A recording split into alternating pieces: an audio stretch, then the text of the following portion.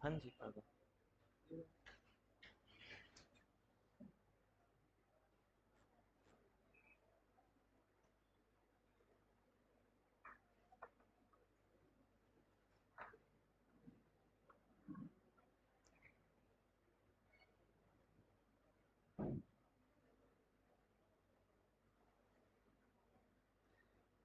कल की क्लास में एक वर्ड का करेक्शन बस करवाना चाहता हूं मैं।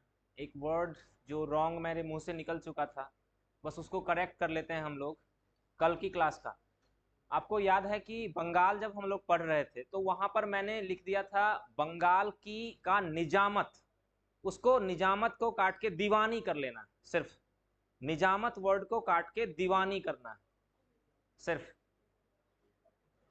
दीवानी जो होता है वो टैक्स कलेक्शन का राइट होता है, और ब्रिटिश कंपनी को बंगाल से टैक्स कलेक्शन का जो राइट मिला था उसके लिए वर्ड जो हम यूज करते हैं वो दीवानी वर्ड यूज करते हैं। कुछ नहीं करना है, बस निजामत की जगह पर दीवानी कर लेते हैं बस।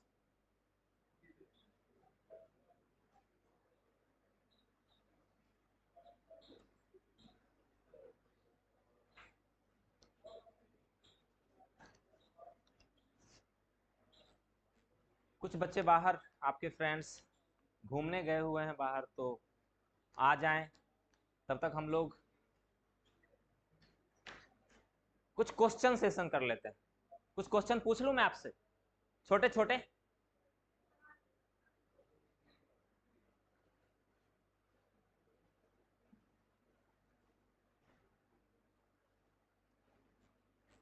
अच्छा, आप लोगों ने पढ़ा है एक सेंटेंस है, एक लाइन है जिसे हम कहते हैं, इंग्लिश में कहते हैं डिक्लाइन ऑफ कॉन्स्टेंटिनोपोल, या हिंदी में हम उसे कहते हैं कस्तूनतुनिया का पतन।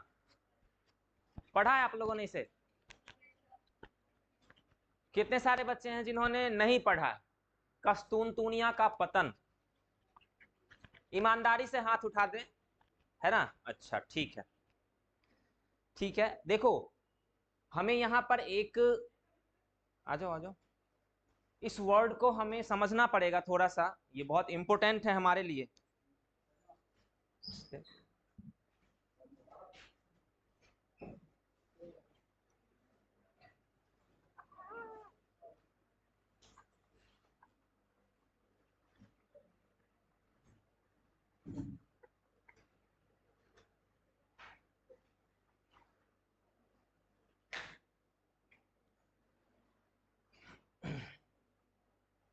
ये जो इंसिडेंट है वो इंसिडेंट है 1453, 1453 ईस्वी सन की। यह जो इंसिडेंट है जिसे हम कहते हैं कस्तूनतुनिया का पतन, डिक्लाइन ऑफ कॉन्स्टेंटिनोपोल, कस्तूनतुनिया, कस्तूनतुनिया का पतन। आ जाओ आ जाओ, कस्तूनतुनिया का पतन। एक्चुअली एक छोटी सी स्टोरी है, कहानी है यहां पर। यूरोप में दो डायनेस्टी होती थी, यूरोप में दो साम्राज्य होते थे। एक को हम कहते थे पूर्वी रोमन साम्राज्य, और एक को हम कहते थे पश्चिमी रोमन साम्राज्य। शायद नाम आपने सुना होगा थोड़ा बहुत। यूरोप में पहले एक ही डायनेस्टी थी, रोमन साम्राज्य। वो रोमन साम्राज्य दो पार्ट में डिवाइड हो गई। रोमन डायनेस्टी जो थी वो दो पार्ट में डिवाइड हो गई। एक का नाम था वेस्टर्न रोमन एम्पायर, पश्चिमी रोमन साम्राज्य, और एक का नाम था पूर्वी रोमन साम्राज्य। अब मान लो कि एक छोटा सा टूटा फूटा मैप बनाते हैं। मान लो कि ये हमारा यूरोप है, और इसमें थोड़ा सा हम एशिया वाले पार्ट को इंक्लूड कर देते हैं। ये हमारा मान लो कि अफ्रीका है ना। मैं परफेक्ट नहीं बना रहा हूं, समझाना है आपको तो इसमें। अब यहाँ पर ये जो यूरोप है हमारा, इस वजह से जोड़, ऐसे ही जोड़ते हैं इसे। अब यहां पर मान लो एक कंट्री है जिसे हम कहते हैं इटली, है ना। एक कंट्री यहां पर है जिसे हम कहते हैं इटली। अब क्या है कि यहां से ऐसे इधर की ओर ले लो, यूरोप की ओर, और यहां से ऐसे थोड़ा सा एशिया वाले पार्ट को भी इंक्लूड कर देते हैं, है ना। तो इधर का चूंकि वो वेस्ट है, इसलिए हम इसे कहेंगे western Roman empire, Roman empire ही है। और चूंकि वो ईस्ट का पार्ट है, इसलिए हम इसे कहेंगे ईस्टर्न रोमन एम्पायर। ठीक है, रोमन एम्पायर को हमने दो पार्ट में डिवाइड कर दिया, वेस्टर्न रोमन एम्पायर और ईस्टर्न रोमन एम्पायर। जो वेस्टर्न रोमन एम्पायर है उसकी कैपिटल थी रोम, जो वेस्टर्न रोमन एम्पायर है उसकी कैपिटल थी रोम, और जो ईस्टर्न रोमन एम्पायर है उसकी कैपिटल थी कस्तूनतुनिया।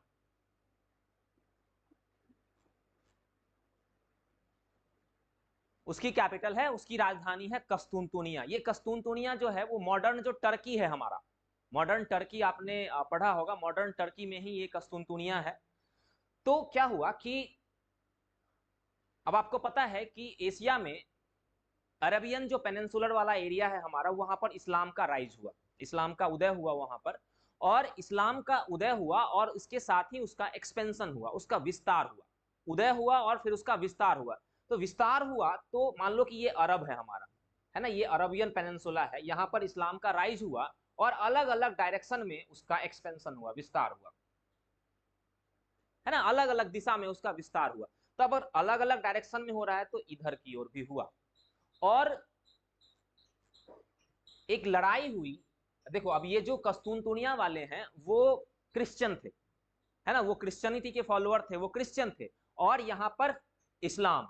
तो क्रिश्चियनिटी और मतलब कहेंगे तो हम उसे कि रोमन एम्पायर और इस्लाम के बीच में वॉर हुई, लेकिन उसे उन्होंने एक रिलीजियस वॉर बना दिया, धार्मिक युद्ध बना दिया, और ऐसा माना गया कि ये क्रिश्चियनिटी और इस्लाम के बीच में वॉर हुई, है ना। लड़ाई जो हुई वो इस्लामिक एक्सपेंशन और रोमन एम्पायर के बीच में हुई है, लेकिन उन्होंने इसे एक रिलीजियस वॉर बना दिया, धार्मिक युद्ध बना दिया। तो धार्मिक युद्ध में एक तरफ क्रिश्चियनिटी और दूसरी तरफ इस्लाम। अब जब इन दोनों की लड़ाई हुई तो यहां पर क्या हुआ, जो रोमन एम्पायर है उस रोमन एम्पायर की डिफीट हो गई, उसकी पराजय हो गई। ये जो रोमन एम्पायर है ना, ये जो ईस्टर्न रोमन एम्पायर है, जिसे हम कहते हैं पश्चिमी रोमन साम्राज्य, है ना, पश्चिमी रोमन साम्राज्य, इस पश्चिमी रोमन साम्राज्य का यहां पर पतन हुआ, इसका डिक्लाइन हुआ, और इस पर इस्लाम का कंट्रोल हो गया। जो इस्लाम है उस पर उसका इस पर नियंत्रण हो गया। और अगर हम मानते हैं कि पश्चिमी रोमन साम्राज्य का डिक्लाइन हुआ तो उसकी कैपिटल थी, उसका भी डिक्लाइन हो गया। यहां पर डिक्लाइन का मतलब यह है कि ईस्टर्न रोमन एम्पायर पर इस्लाम का कंट्रोल हो गया। इस घटना को, इस इंसिडेंट को हिस्ट्री में, ये इंसिडेंट बहुत इंपॉर्टेंट है, बहुत ज्यादा इंपॉर्टेंट है। यहीं से यूरोप में मॉडर्न हिस्ट्री की शुरुआत हुई है। यूरोप में अगर मॉडर्न हिस्ट्री की शुरुआत हुई है तो माना जाता है कि उसमें कई सारी चीजें इंपॉर्टेंट हैं। उसमें एक ये भी चीज बहुत इंपॉर्टेंट है, डिक्लाइन ऑफ कॉन्स्टेंटिनोपोल, कस्तूनतुनिया का पतन। पतन का मतलब यह है कि ईस्टर्न रोमन एम्पायर पर अब इस्लाम का कंट्रोल हो गया, इसकी कैपिटल पर इस्लाम का कंट्रोल हो गया। यह घटना हुई है 1453 में। अब इसका रिजल्ट क्या हुआ, इसका इंपैक्ट क्या हुआ वर्ल्ड हिस्ट्री पे, ये ज्यादा इंपॉर्टेंट है। अब क्या हुआ, देखो मान लो कि यहां पर हमारा, ये मान लो पूरा हमारा एशिया का एरिया है, यहां पर मान लो ये भारत का एरिया है हमारा। तो आपने पढ़ा होगा या नहीं भी पढ़ा होगा तो मैं आपको बता देता हूं, हमेशा से भारत और यूरोप से एक व्यापारिक रिलेशनशिप था। भारत और यूरोप के बीच प्राचीन काल से ही एक व्यापारिक संबंध था। मतलब व्यापारिक संबंध का मतलब है कि भारत यहां से सामान को एक्सपोर्ट और इंपोर्ट करता था, है ना, भारत का आयात और निर्यात वहां से होता था। एक्चुअली क्या है, भारत में कुछ चीजें ऐसी पाई जाती हैं जिनकी पूरी दुनिया में बहुत डिमांड थी, जैसे कि कॉटन एंड टेक्सटाइल इंडस्ट्री, जैसे कि सूती के कपड़े। भारत के जो सूती के कपड़े होते थे वो पूरी दुनिया में बहुत ज्यादा पसंद किए जाते थे, इतने पसंद किए जाते थे कि जो ब्रिटेन की महारानी होती थी वो भी भारतीय कपड़ा पहनना पसंद करती थी। इसके अलावा सिल्क इंडस्ट्री, सिल्क के जो कपड़े होते थे भारत के वो भी बहुत इंपॉर्टेंट होते थे और पूरी दुनिया में उसकी बहुत ज्यादा डिमांड थी। हमारे मसाले तो फेमस थे ही, है ना, मसाले हमारे फेमस है नहीं। इसके अलावा भारत में, भारत से और भी कई चीजों को एक्सपोर्ट किया जाता था, जैसे आइवरी, मतलब हाथी दांत। हमारे यहाँ हाथी बहुत होते थे, और नहीं, हम क्या करते थे, हाथी को मारकर उनके जो बाहर वाले दांत होते हैं उनको निकाल लेते थे और उस पर कुछ वर्क करके उसे एक्सपोर्ट कर देते थे, निर्यात कर देते थे। इसके अलावा भारत हमेशा से बहुत स्मार्ट रहा है। वो क्या करता था, जो कोस्टल एरिया होता था, समुद्र तटीय क्षेत्र जो होते थे, वहां के जो लोग होते थे वो समुद्र के नीचे जाते थे, कुछ अच्छे अच्छे स्टोन्स निकाल के लाते थे, उसको चमकाते थे, साइन करते थे और ले जाकर उसे बेच देते थे उधर ले जाकर, है ना। तो ऐसी जो चीजें थी उनकी यूरोप में बहुत ज्यादा डिमांड थी, बहुत ज्यादा डिमांड थी। अब ये सारा सामान यहां से यूरोप जाता था और बदले में यूरोप से हमारे पास क्या आता था? गोल्ड, सोना, है ना। क्योंकि यूरोप वालों के पास, यूरोप वाले अगर आयात और निर्यात में, एक्सपोर्ट और इंपोर्ट में क्या होता है कि आप अगर यहां से सामान भेजोगे तो बदले में आपको वहां से कुछ लाना पड़ेगा। तो वो हमसे पूछते थे भाई आप क्या लोगे, आपने जो सामान दिया है उसके बदले में आप क्या लोगे? तो हमने उन्हें कहा कि हमारे पास सब कुछ है, हमारे पास सिर्फ गोल्ड नहीं है। पढ़ा है ना आपने, भारत के पास सोना कभी नहीं रहा है, गोल्ड कभी नहीं रहा है। भारत में गोल्ड रिजर्व नहीं है, गोल्ड रिजर्व जो है वो भारत में नहीं है। भारत हमेशा बाहर से सोना इंपोर्ट करता है। भारत सोना का सबसे बड़ा, कई सारे जो इंपोर्टर हैं उसमें भारत का भी 1 to 5 में रैंकिंग भारत की भी रहती है। तो भारत लार्ज अमाउंट में गोल्ड को इंपोर्ट करता है क्योंकि हमारे यहां गोल्ड बहुत पसंद किया जाता है। उंगली, हाँ जी, क्या है? थोड़ा सा है ना हमारा, कितना ज्यादा हम भारत में गोल्ड जितनी जरूरत है, देखो पॉपुलेशन जितनी हमारी है उसमें जो जरूरत है उसके हिसाब से बहुत ही कम है वो। आप 10 करोड़ लोगों की भी डिमांड को पूरी नहीं कर सकते हो। भारत की जनसंख्या कितनी है? 135 करोड़। तो हमें उनकी, अब हमें क्या है, उंगली में भी सोना चाहिए, है ना, नाक में भी सोना चाहिए, कान में भी सोना चाहिए, कुछ लोग आंख में यहां भी लगा लेते हैं, है ना। कुछ लोग तो इतने शौकीन हैं कि कान में 4 4 5 5 6 6 पहन लेते हैं, यहां से लेके इधर तक, देखा होगा आप लोगों ने। अब इतनी ज्यादा डिमांड आप करोगे गोल्ड की तो कहीं ना कहीं से तो लाना पड़ेगा, है ना। तो भारत हमेशा से गोल्ड को इंपोर्ट करता है। तो भारत यहां से जो चीजें एक्सपोर्ट करता था उसके बदले में वहां से वो गोल्ड इंपोर्ट कर रहा है। अब क्या है कि ये जो व्यापार है उसमें भारत हमेशा से फायदे में रहा है। ट्रेड सरप्लस हमेशा से भारत के लिए बेनिफिशियल रहा है। अब देखो क्या हुआ कि भारत जो यहां से व्यापार कर रहा है, अब जब अरब का इस पे कंट्रोल हो गया, इस एरिया पे व्यापार जो हम करते थे वो दो रूट से करते थे। एक यहां से ऐसे हम लैंड रूट से चले जाते थे वहां पर, और दूसरा जो होता था हम यहाँ, आपने पढ़ा होगा रेड सी, ज्योग्राफी अगर आपने पढ़ा होगा तो आपने देखा होगा रेड सी से होते हुए हम उधर की ओर जाते थे। तो क्या है कि जब अरब्स का, जब इस्लाम का इस पार्ट पे कंट्रोल हुआ तो यूरोप से हमारा व्यापार जो है वो व्यापार बिल्कुल खत्म हो गया।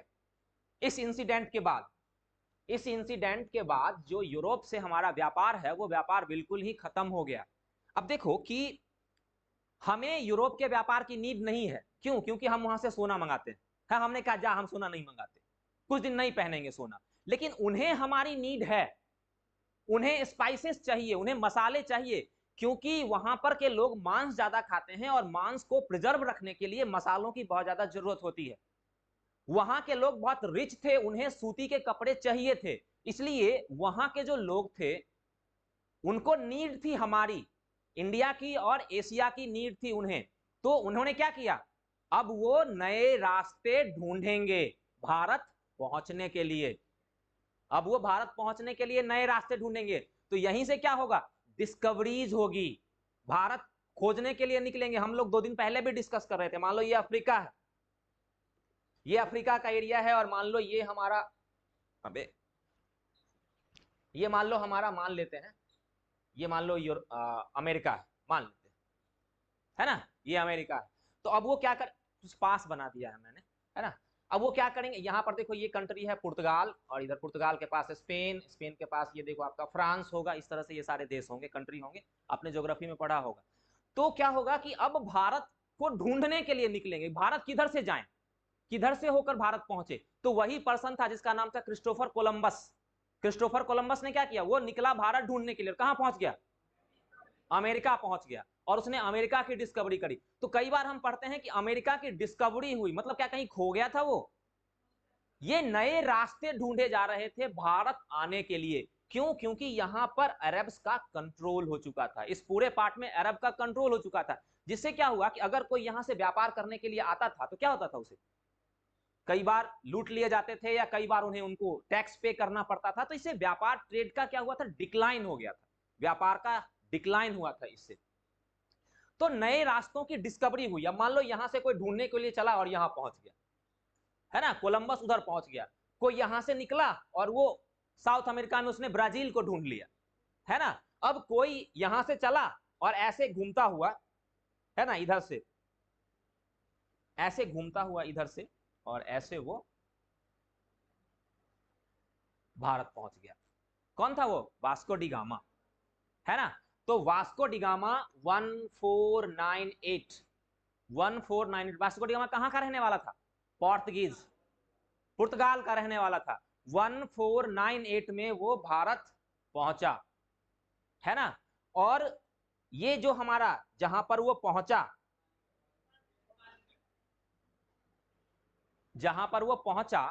उस जगह पर आज केरल है ना। और उस जगह पर वहां पर 4 छोटे छोटे राज्य होते थे, जिसमें से वो जहां पर पहुंचा उसका नाम आप लोगों ने सही बताया, उसका नाम है कालीकट। वो कालीकट पहुंचा। अब कालीकट तो सबको पता है, क्या ये बात आपको पता है कि कालीकट के जो रूलर्स होते थे वो क्या टाइटल लेते थे? ये क्वेश्चन है। कालीकट के जो रूलर्स होते थे, ये क्वेश्चन पूछा गया था यूपीएससी में। कालीकट तो पता है, कालीकट के जो रूलर्स होते थे वो जामोरिन की उपाधि लेते थे। जामोरिन, वो राजा नहीं कहलाते थे, वो अपने आप को राजा नहीं कहते थे, वो अपने आप को जामोरिन कहते थे, Zamorin.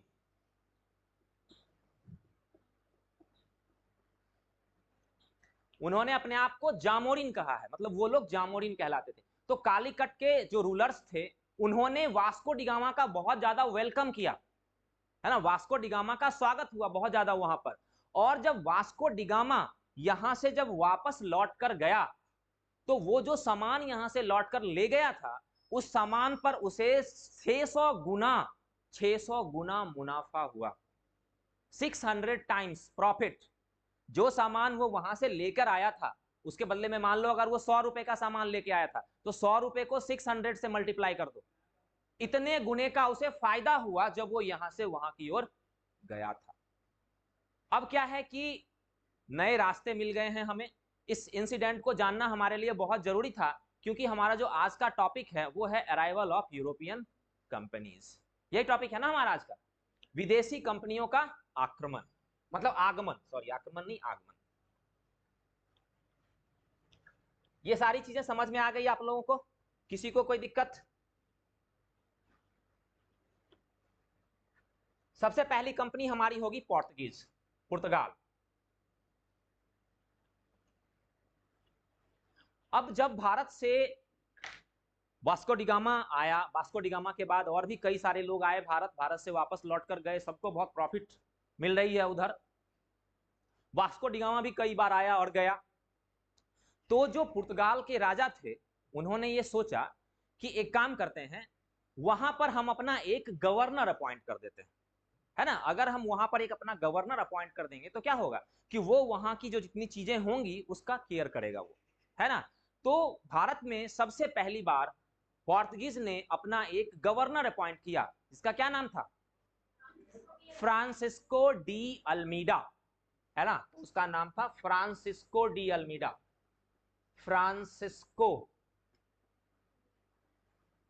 De Almeida, Francisco de Almeida, ये भारत में पहला पोर्तुगीज गवर्नर था। First Portuguese governor Francisco de Almeida. और पहली फैक्ट्री कहां पे लगाई गई थी? पोर्तुगीज पहली फैक्ट्री कहां पे लगाई गई थी? कोचीन में। पोर्तुगीज पहली फैक्ट्री जो लगाई गई थी वो कोचीन में लगाई गई थी, कोचीन।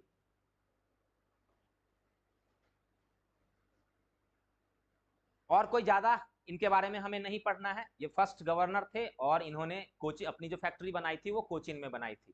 उसके बाद दूसरे गवर्नर थे, क्या नाम था उनका? Alfonso de Albuquerque. पूरा नाम बता दे रहा हूं मैं, अल्फांसो, एक आम भी तो है अल्फांसो, अल्फांसो डी एल्बुकर्क।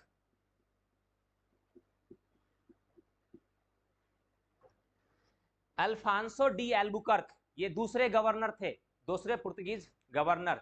इनके बारे में दो तीन चीजें इंपॉर्टेंट, दो तीन चीजें।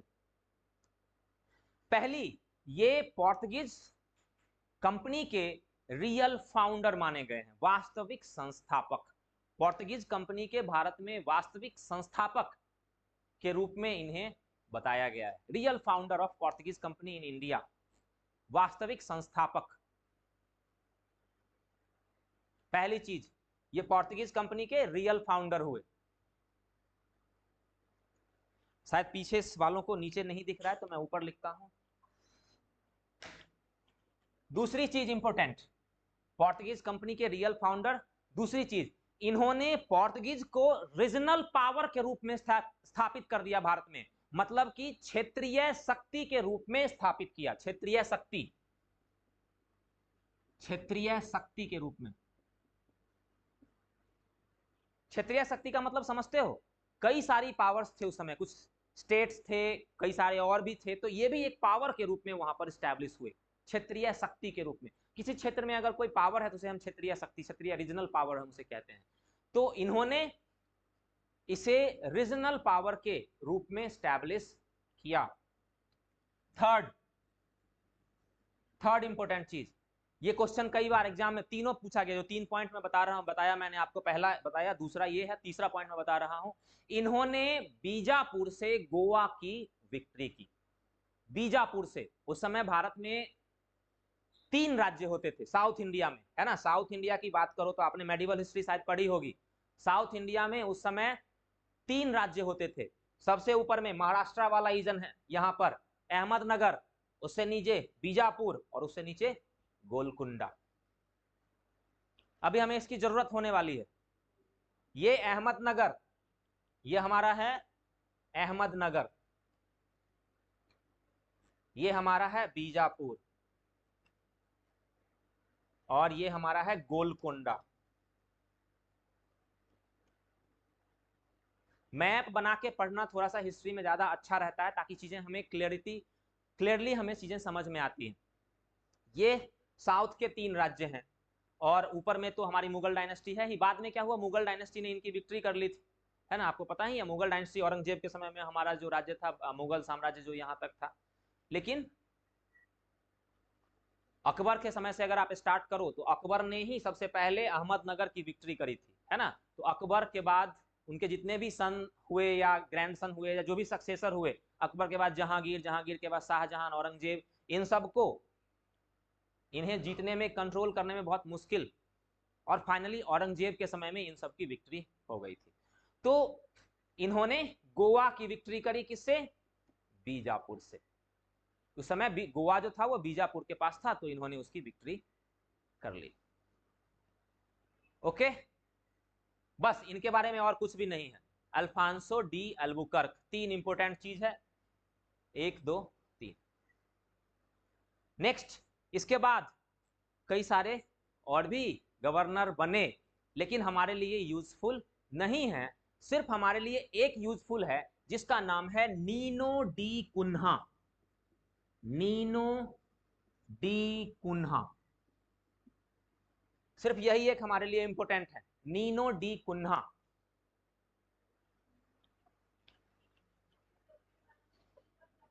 एक्चुअली अलग अलग लैंग्वेजेस है ना, अलग अलग लैंग्वेज है।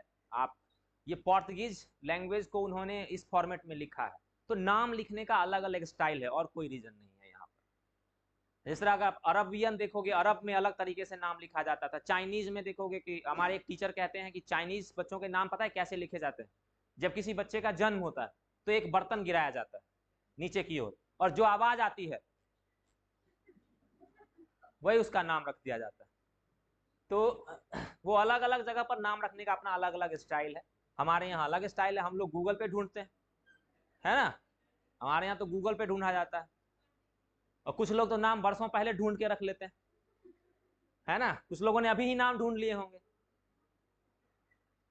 तो Nuno da Cunha, Nuno da Cunha के बारे में एक बहुत इंपॉर्टेंट चीज है, जो कई बार एग्जाम में पूछा गया है, कि नीनो डी कुन्हा के समय में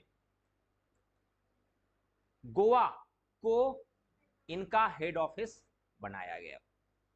गोवा जो था वो इनका हेड ऑफिस, मुख्यालय बनाया गया। गोवा क्या बना, इनका मुख्यालय, हेड ऑफिस।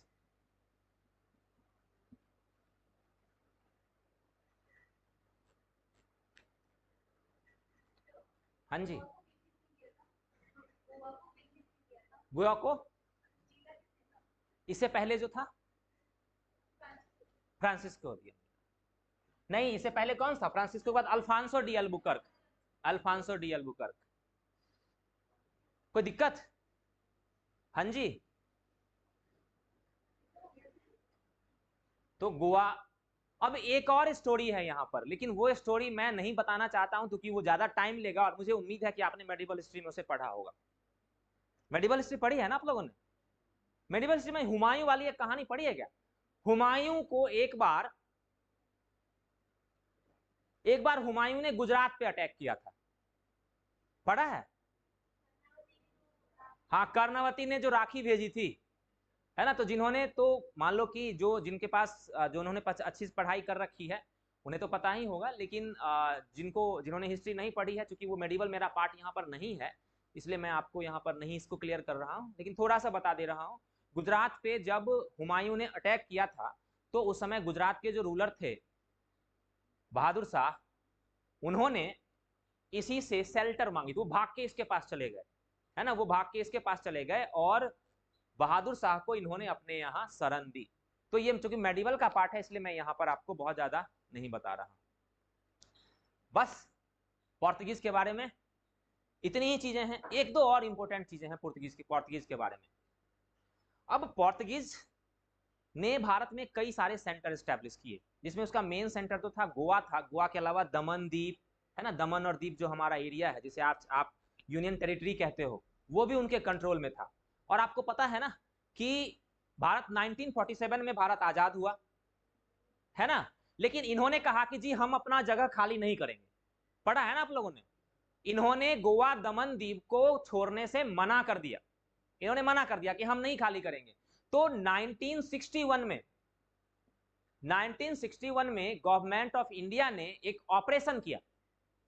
ऑपरेशन का मतलब ये नहीं है पेट काट के बाहर निकालना, है ना, गवर्नमेंट ऑफ इंडिया ने एक ऑपरेशन किया जिसका नाम क्या था? ऑपरेशन विजय।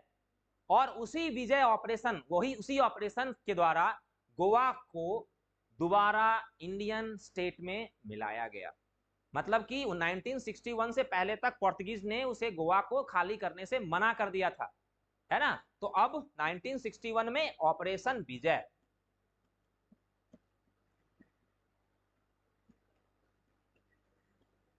ये कई बार एग्जाम में क्वेश्चन के रूप में पूछा गया है, कौन सा वो ऑपरेशन था? ऑपरेशन विजय। इसी ऑपरेशन में गोवा को भारत में मिलाया गया।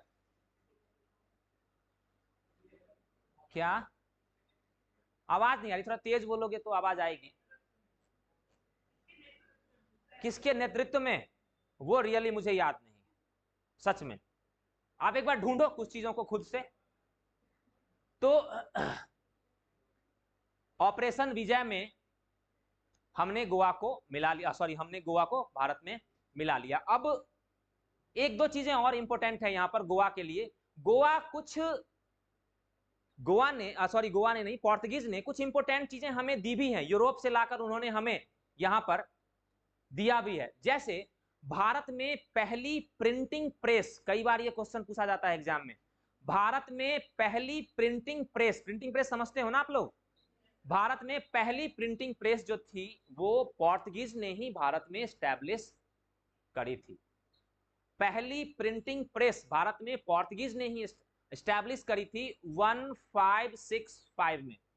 1565 में भारत में पहली प्रिंटिंग प्रेस पोर्तुगीज के द्वारा ही स्टैब्लिश करी गई थी। हाँ जी, कहां से आवाज आ रही है?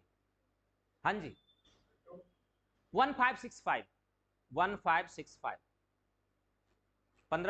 में भारत में पहली प्रिंटिंग प्रेस।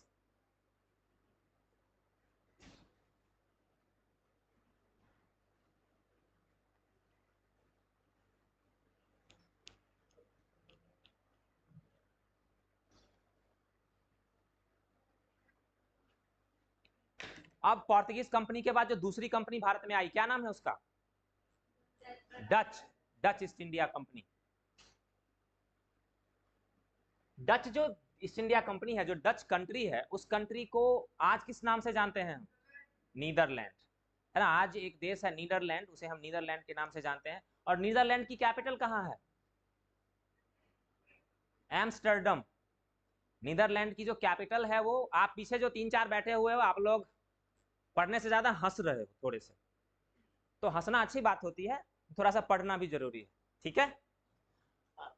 तो नीदरलैंड को उस समय डच कहते थे और इनकी कैपिटल जो थी वो थी एम्स्टर्डम। खैर ये हमारे लिए इंपॉर्टेंट नहीं है, वो सामान्य ज्ञान की चीजें थी जो मैंने आपके साथ डिस्कस थोड़ी सी कर ली, ये हमारे लिए उतनी इंपॉर्टेंट नहीं है। हमारे लिए इंपॉर्टेंट है कि पहली जो डच ईस्ट इंडिया कंपनी की जो डच कंपनी जो स्टैब्लिश हुई थी वो हुई थी 1602 में। डच ईस्ट इंडिया कंपनी की स्थापना 1602 ईस्वी में हुई थी, 1602 ईस्वी में। कई बार देखो इस तरह के क्वेश्चन एग्जाम में पूछे जाते हैं कि कंपनी जब भारत में आई तो कौन सी कंपनी कैसे आई, उन्हें एक क्रम से सजाना है।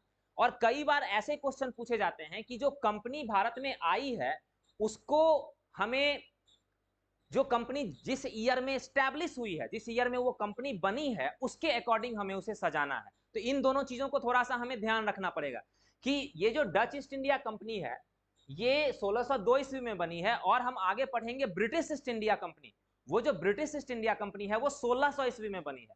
इसलिए कई बार इस तरह के क्वेश्चन एग्जाम में पूछे गए हैं जिसमें क्या था कि इस तरह से उसे अरेंज करना था, है ना, उसे इस तरह से अरेंज करना था। तो इन सब चीजों को भी हमें थोड़ा सा समझने की जरूरत होती है।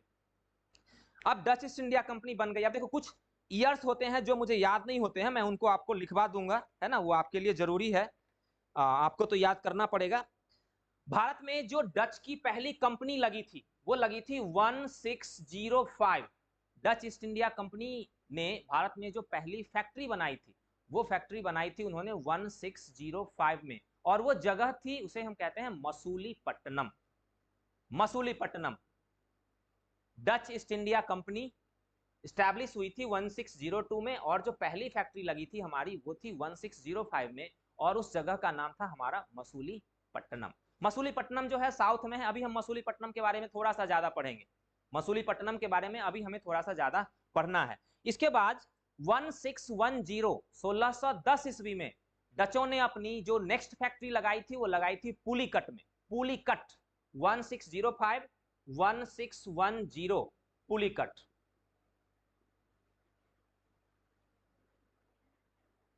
पुलिकट। अब एक चीज, पुलिकट, आप, मैं सारी फैक्ट्री आपको नहीं लिखा रहा हूं कि कौन सी फैक्ट्री कब लगी है, कब लगी कब लगी, ये जरूरी नहीं है। पुलिकट मैंने आपको इसलिए लिखाया है कि यही पुलिकट उनका हेड ऑफिस था। भारत में डच कंपनी का जो हेड ऑफिस था वो हेड ऑफिस था हमारा पुलिकट में। Pulicat.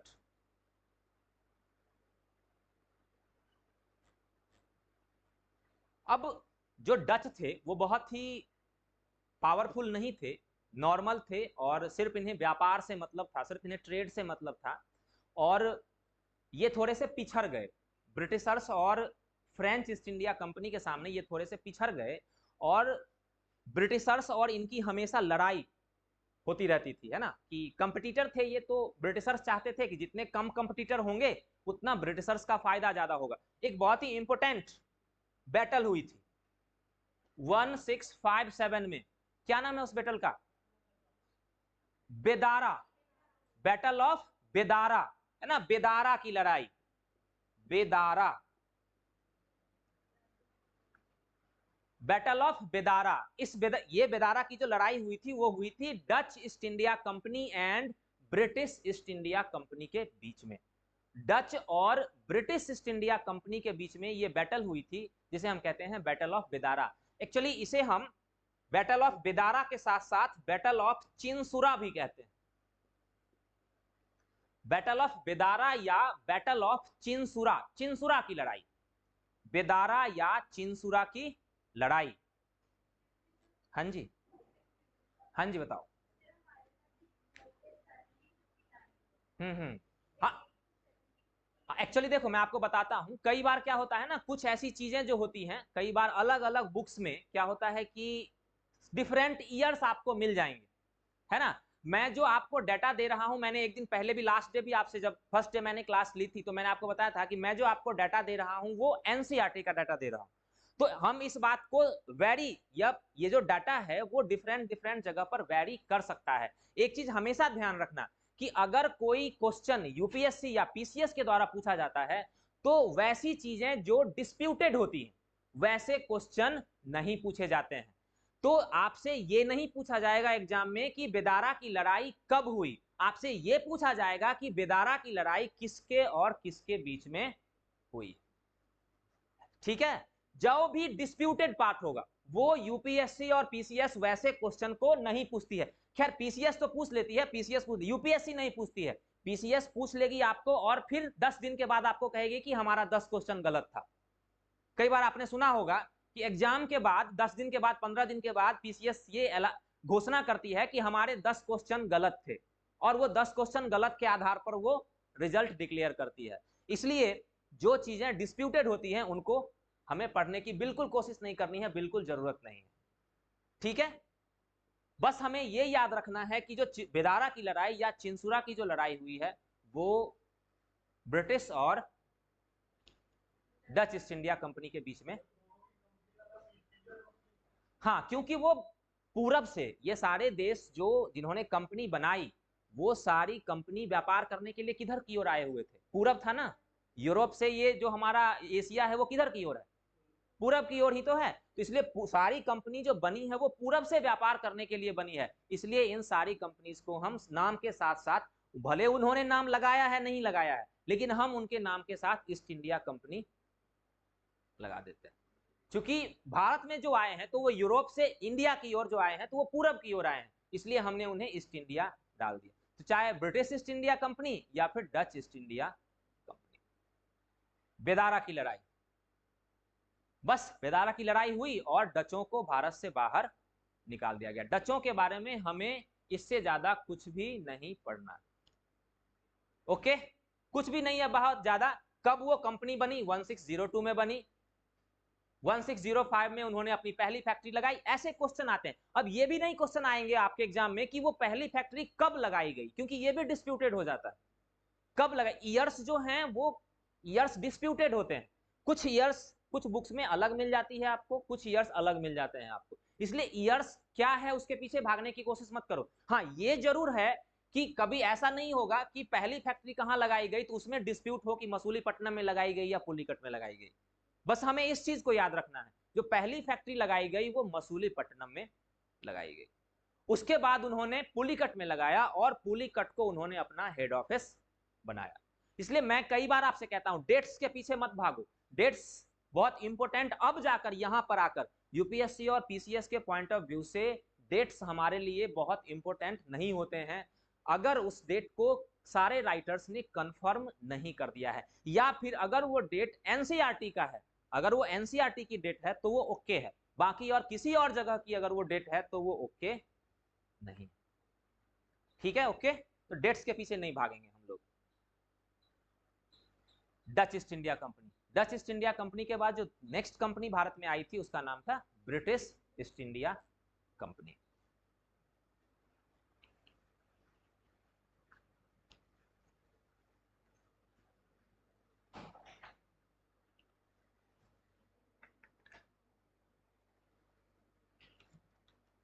British east India company, अब देखो ब्रिटिश ईस्ट इंडिया कंपनी 1600 में ब्रिटिश ईस्ट इंडिया कंपनी जो थी वो एस्टैब्लिश हुई। ठीक है, 1600 में एस्टैब्लिश हुई। अब वहां की जो महारानी थी उनका नाम था एलिजाबेथ, है ना। तो एलिजाबेथ के पास कुछ लोग गए और उन्होंने कहा कि हमें भी जाना है ईस्ट के साथ व्यापार करने के लिए, पूरब के साथ व्यापार करने के लिए हमें भी जाना है।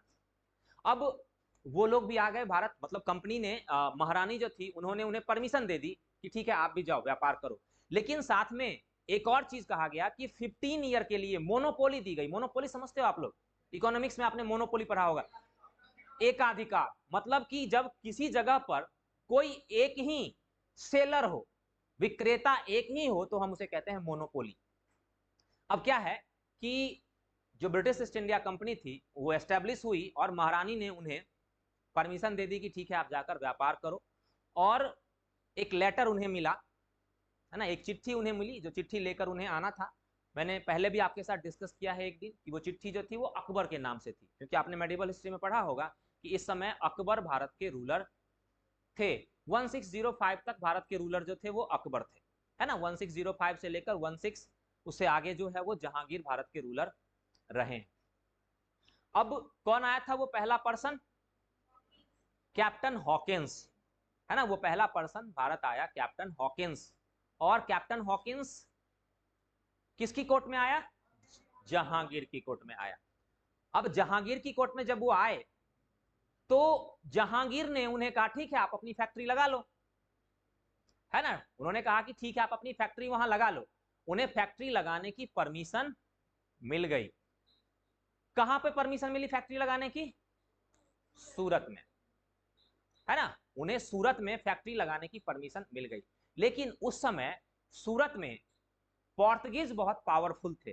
पोर्तुगीज जो थे वो सूरत में बहुत पावरफुल थे, इसलिए पोर्तुगीज ने इसका बहुत ही स्ट्रिक्ट विरोध किया, है ना। पोर्तुगीज ने जब ब्रिटिशर्स वहां पर गए फैक्ट्री लगाने के लिए तो उन्होंने उसका बहुत ज्यादा विरोध किया। और फाइनली जो ब्रिटिश ईस्ट इंडिया कंपनी थी वो फाइनली वहां पर फैक्ट्री स्टैब्लिश नहीं कर पाई। ठीक है। फिर एक दूसरा ग्रुप आया ब्रिटेन से, फिर से एक लेटर लेके। कौन थे उसके हेड? Thomas Roe. और लेटर किसने लिखा था? वो राजा कौन था ब्रिटेन का? महाराज कौन थे उस समय? हाँ, महारानी तो थी ही, लेकिन वो लेटर जो था वो वहां के महारानी थे तो एक महाराजा भी होंगे उधर, है ना। तो वो जो महाराजा थे उनका नाम था जेम्स फर्स्ट। जेम्स फर्स्ट, है ना। तो ये क्वेश्चन एग्जाम में आया हुआ है। वो जेम्स फर्स्ट के लेटर के साथ इंडिया आए, जेम्स फर्स्ट के लेटर के साथ। और अब उन्हें जाकर फैक्ट्री स्टैब्लिश करने की परमिशन फाइनली मिल गई और उन्होंने कई सारी फैक्ट्री स्टैब्लिश करी। एक इसमें कुछ डेट्स हैं, ये डेट कंफर्म है तो इसको आप लिख लेना। कैप्टन हॉकिंस जो थे वो भारत में 1609 में आए थे, कैप्टन हॉकिंस। और थॉमस रो 1615 में आए थे। ये कंट्रोवर्शियल नहीं है, ये फाइनल डेट है। 1609 में कैप्टन हॉकिंस और 1615 में थॉमस रो।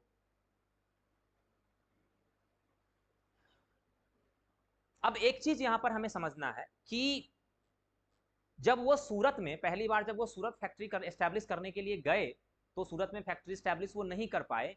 तो उन्होंने प्रयास किया कि भारत में कहीं भी अपनी फैक्ट्री लगा ली जाए। तो उन्होंने भारत में अपनी जो पहली फैक्ट्री लगाई वो 16 कब? 1611 1611 पहली फैक्ट्री जो ब्रिटिशर्स की भारत में लगी है। यूपीएससी का क्वेश्चन है ये। पहली फैक्ट्री जो भारत में ब्रिटिशर्स की लगी है 1611। जगह कौन सी है? 1611 इंपोर्टेंट नहीं है हमारे लिए, ये ईयर इंपोर्टेंट नहीं है। जगह कौन सी है? मसूलीपट्टनम। ईयर इंपोर्टेंट नहीं है हमारे लिए, कभी एग्जाम में ये क्वेश्चन नहीं आया आज तक किस ईयर में लगाया उन्होंने, ये क्वेश्चन नहीं आया है। ये क्वेश्चन जरूर आया है कि कहां पर उन्होंने अपनी पहली फैक्ट्री लगाई। मसूलीपट्टनम में उन्होंने अपनी पहली फैक्ट्री लगाई। जब उन्हें सूरत में परमिशन नहीं मिली थी तो वो साउथ इंडिया चले गए, है ना। साउथ इंडिया में उन्होंने अपनी पहली फैक्ट्री लगा ली जिसे हम कहते हैं मसूलीपट्टनम। अब एक बार हम ब्रिटिशर्स को जब पढ़ेंगे तो हम रीजनल फॉर्मेट में पढ़ेंगे, क्षेत्रीय अलग अलग तरीके से हम उसे समझने का प्रयास करेंगे। सबसे पहले हम एक बार चलते हैं यहां से बम्बे, बम्बई, है ना। सबसे पहले बम्बई चलते हैं। अब एक कहानी हुई छोटी सी 1661 में, 1661 में एक कहानी हुई, एक स्टोरी छोटी सी हुई कि एक पोर्तुगीज प्रिंसेस थी। पोर्तुगीज एक प्रिंसेस थी, मतलब पुर्तगाल की एक राजकुमारी थी जिनका नाम था कैथरीन ब्रिगेंजा। पुर्तगाल की राजकुमारी कैथरीन ब्रिगेंजा। कैथरीन ब्रिगेंजा की शादी ब्रिटेन के राजकुमार, क्या नाम था उनका? ब्रिटेन के राजकुमार का क्या नाम था? देखो, चार्ल्स सेकेंड। ब्रिटेन के जो राजकुमार थे उनका नाम था चार्ल्स सेकेंड। तो कैथरीन ब्रिगेंजा की शादी चार्ल्स सेकेंड से हुई 1661 में। ठीक है, शादी करवा दी। कैथरीन ब्रिगेंजा की शादी चार्ल्स सेकेंड से हुई। अब इस शादी में, ये शादी तो हुई, ये तो नॉर्मल चीज है हमारे लिए, लेकिन इस शादी में जो घटना हुई वो ज्यादा खतरनाक है हमारे लिए। इससे पहले जो मुंबई वाला एरिया था वह पोर्तुगीज के कंट्रोल में था, है ना, उस पे पोर्तुगीज का कंट्रोल था। अब जो इस शादी हुई, इस शादी में उन्होंने गिफ्ट के रूप में पुर्तगाल जो देश है, उन्होंने इस बंबई को गिफ्ट के रूप में चार्ल्स सेकंड को दे दिया। अब बताओ, हद हो गई भाई, है ना, ये हद हो गई। मतलब एरिया किसी का और किसी ने और किसी को गिफ्ट में दे दिया। मतलब ये हमारे भारत की कंडीशन थी उस समय, है ना। तो जो पुर्तगाल के राजा जो भी होंगे, है ना, नाम तो उनका हमारे लिए जरूरी नहीं है, उन्होंने गिफ्ट के रूप में चार्ल्स सेकंड को बंबई का एरिया दे दिया। अब चार्ल्स सेकंड ने क्या किया, उन्हें बंबई लेकर क्या करना था उन्हें, है ना, उनके पास बंबई की कोई नीड थी नहीं, तो उन्हें क्या करना था, तो उन्होंने 1668 में 1668 ईस्वी में वो बंबई उन्होंने रेंट पे ब्रिटिश ईस्ट इंडिया कंपनी को दे दिया। ठीक है, 10 पौंड ईयरली का रेंट, 10 पौंड वार्षिक रेंट पे उन्होंने बंबई को ब्रिटिश ईस्ट इंडिया कंपनी को दे दिया 1668 में। बाद में यही बंबई वेस्टर्न पार्ट में ब्रिटिश ईस्ट इंडिया कंपनी का सेंटर बना। पश्चिमी भाग में आपको पता है कि यहीं पर बाद में ब्रिटिश ईस्ट इंडिया कंपनी ने अपनी बंबई प्रेसिडेंसी बनाई, पता है ना आप लोगों को, बंबई प्रेसिडेंसी। तो इसी जगह पर आगे जाकर बंबई प्रेसिडेंसी बनने वाली थी। ये बंबई की हमारी स्टोरी थी। मतलब कुछ भी नहीं है, सिर्फ और सिर्फ लूट मची है ना। एक लूट है जिसमें एक एरिया जो भारत का है उसे किसी और को गिफ्ट में दिया जा रहा है और कोई उसे किसी और को रेंट पे दे रहा है। तो एक डेट यहां भी लिख लेना आप, 1687 में बंबई को पश्चिमी भाग का मुख्यालय बना दिया गया।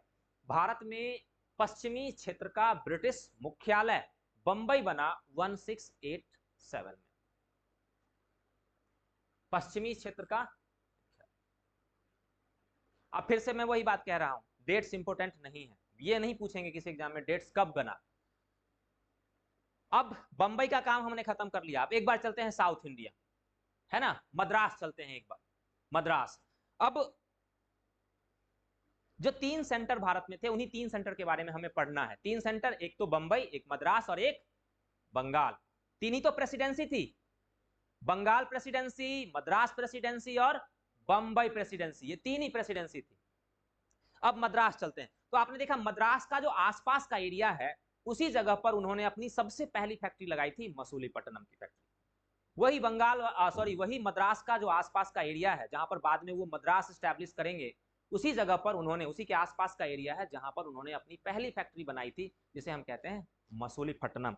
एक दो चीजें और इंपॉर्टेंट है, 1632 में, 1632 ईस्वी में, 1632 ईस्वी में, अभी मैंने आपको बताया गोलकुंडा, है ना, ये गोलकुंडा, और ये गोलकुंडा का कोस्टल एरिया हो गया, है ना, ये गोलकुंडा का कोस्टल एरिया हो गया।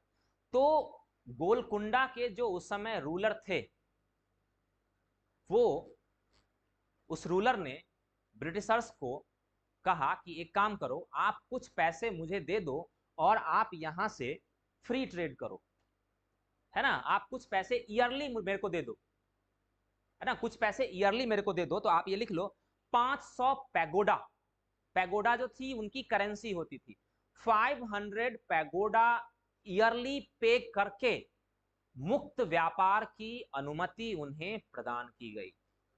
500 pagoda, 500 pagoda, pagoda, 500 pagoda yearly पे करके मुक्त व्यापार की अनुमति प्रदान की गई। कहां से? गोलकुंडा तट से। यह ध्यान रखना है, ऐसा मत कर देना आप पूरे भारत से, पूरे भारत से वो नहीं दे सकते हैं। 500 रुपए वार्षिक पे करके गोलकुंडा तट से मुक्त व्यापार की अनुमति प्रदान की गई।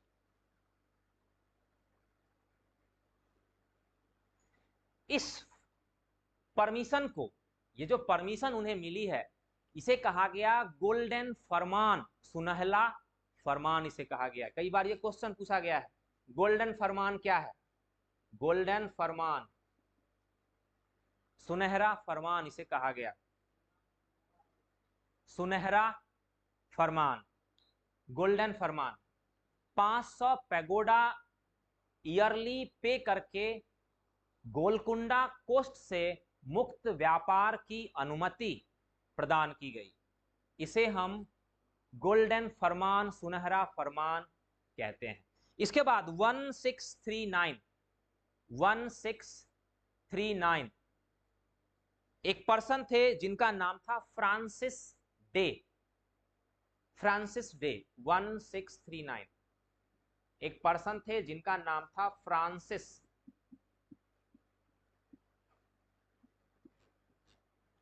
क्वेश्चन पूछा गया एग्जाम में। फ्रांसिस डे ने उस जगह को एस्टैब्लिश किया जिसे हम कहते हैं मद्रास। 1639 फ्रांसिस डे ने वो सेंटर एस्टैब्लिश किया जिसे हम कहते हैं मद्रास।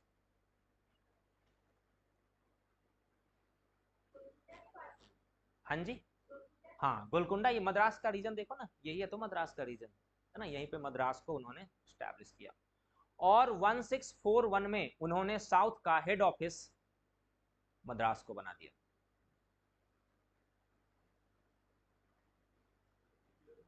वन सिक्स फोर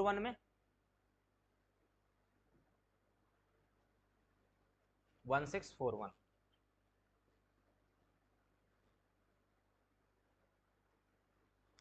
तो पहले हमने बंबई को बना दिया, फिर हमने मद्रास को बना दिया। अब हम चलेंगे थोड़ा सा ऊपर की ओर, बंगाल की ओर, है ना, बंगाल चलना पड़ेगा। अब एक क्वेश्चन पूछा गया था, एक क्वेश्चन पूछा गया था कि पूर्वी भारत में ब्रिटिश ने अपनी पहली फैक्ट्री कहां पर लगाई थी? पूर्वी भारत में, पूर्वी भारत में। ऐसा नहीं, ध्यान रखना है, कई बार ऐसे क्वेश्चन अचानक बच्चों को लगता है कि भारत में पहली फैक्ट्री कहां लगाई गई, वो फटाक से वो मसूलीपट्टनम लगा के आ जाते हैं पूरी लाइन देखे बिना। पूर्वी भारत में ब्रिटिश ने अपनी पहली फैक्ट्री कहां लगाई, ये नहीं कि कब लगाई, कहां लगाई। तो वो एरिया है, कौन सा एरिया है? बालासोर, बालासोर ओडिशा। पूर्वी भारत में ब्रिटिश की जो पहली फैक्ट्री लगाई गई वो लगाई गई बालासोर ओडिशा में इन 1633 ईस्वी में। 1633 ईस्वी में पूर्वी भारत में पहली फैक्ट्री बालासोर ओडिशा में स्टैब्लिश की गई। बालासोर ओडिशा।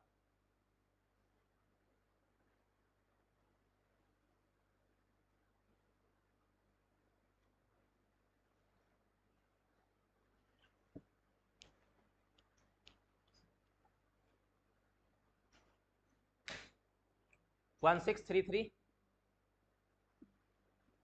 अब ओडिशा हमारे लिए ज्यादा यूजफुल नहीं है, हम यहां से बंगाल चलेंगे। बंगाल 1651, यह भी क्वेश्चन पूछा गया है। बंगाल में ब्रिटिशर्स की पहली फैक्ट्री कहां लगाई गई, ना कि कब, कहां लगाई गई। तो पहली फैक्ट्री बंगाल में ब्रिटिशर्स की जो लगाई गई वो लगाई गई कहां? हुगली में। पहली फैक्ट्री लगाई गई हुगली। बंगाल में ब्रिटिशर्स की जो पहली फैक्ट्री लगाई गई वो लगाई गई हुगली में।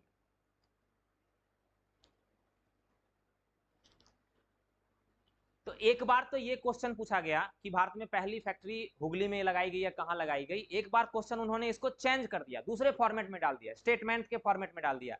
और उन्होंने स्टेटमेंट लिखा यहां पर कि पहला स्टेटमेंट है कि पूर्वी भारत में, फर्स्ट स्टेटमेंट है, इसको एक मैं क्वेश्चन के फॉर्मेट में आपको बताने का प्रयास कर रहा हूं कि फर्स्ट स्टेटमेंट कि पूर्वी भारत में ब्रिटिश की पहली फैक्ट्री बालासोर में थी। ठीक है, first statement. Second statement, Bengal में ब्रिटिश की पहली फैक्ट्री हुगली में थी जो शाह सुजा की अनुमति से लगाई गई। समझ रहे हो ना, क्वेश्चन को चेंज कर दिया। पहले उन्होंने क्वेश्चन डिफरेंट तरीके से पूछा, फिर उन्होंने क्वेश्चन को डिफरेंट तरीके से पूछा। तो यह ध्यान रखना है कि बंगाल में जब उन्होंने अपनी पहली फैक्ट्री लगाई उस समय बंगाल के गवर्नर शाह सुजा थे। शाह सुजा, शाह सुजा किसके सन थे? हुमायूं के सन थे। हुमायूं के, आपको पता है ना, मेडिवल हिस्ट्री में आपने पढ़ा होगा, जिन्होंने पढ़ा होगा ठीक है, जिन्होंने नहीं पढ़ा होगा, हुमायूं के 4 बच्चे थे जिनके बीच उत्तराधिकार की लड़ाई हुई थी।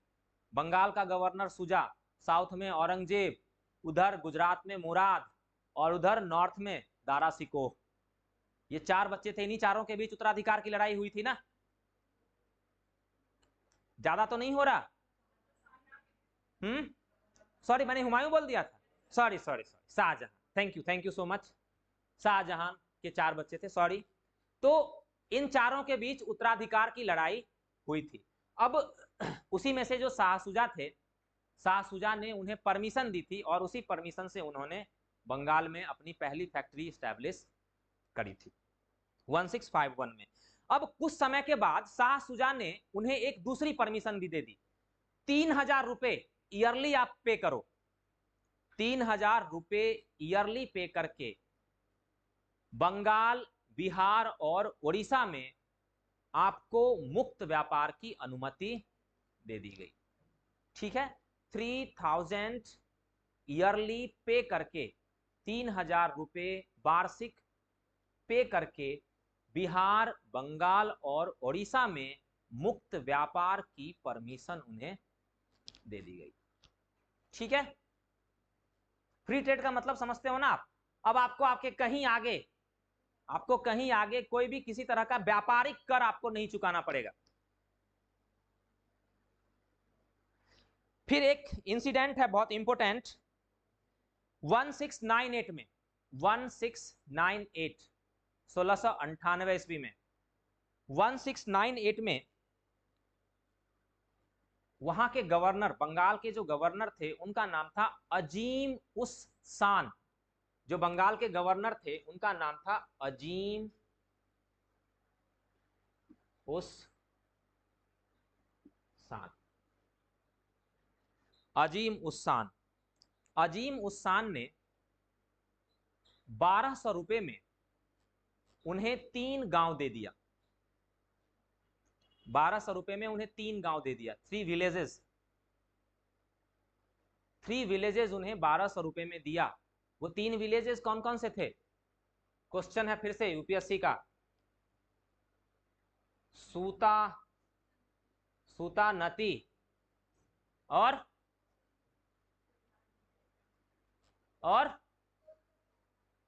गोलकुंडा। कोलकाता तो बाद में बना है। सूतानाती, गोविंदपुर और कालीघाट। सूतानाती, गोविंदपुर और कालीघाट, ये 3 विलेजेस थे। सूतानाती, गोविंदपुर, सूतानाती, गोविंदपुर और कालीघाट, ये 3 विलेज थे। ये तीनों विलेज उन्हें 1200 रुपए में दे दिए और इन्हीं 3 विलेज की जगह पर वो शहर स्थापित हुआ जिसे हम कहते हैं आज कोलकाता। इन्हीं 3 विलेज की जगह पर आज वो शहर स्टैब्लिश है जिसे हम कहते हैं कोलकाता। कोलकाता के जो एक और बहुत इंपॉर्टेंट चीज है, एक बार एग्जाम में क्वेश्चन आया हुआ है, कोलकाता के जो पहले, कोलकाता में ही उन्होंने वो फैक्ट्री बनाई जिसे हमने क्या कहा, फोर्ट विलियम, है ना, फोर्ट विलियम। तो इस फोर्ट विलियम के जो पहले गवर्नर थे, वो गवर्नर, पहले गवर्नर कौन थे? उनका नाम था चार्ल्स आयर। Charles Eyre.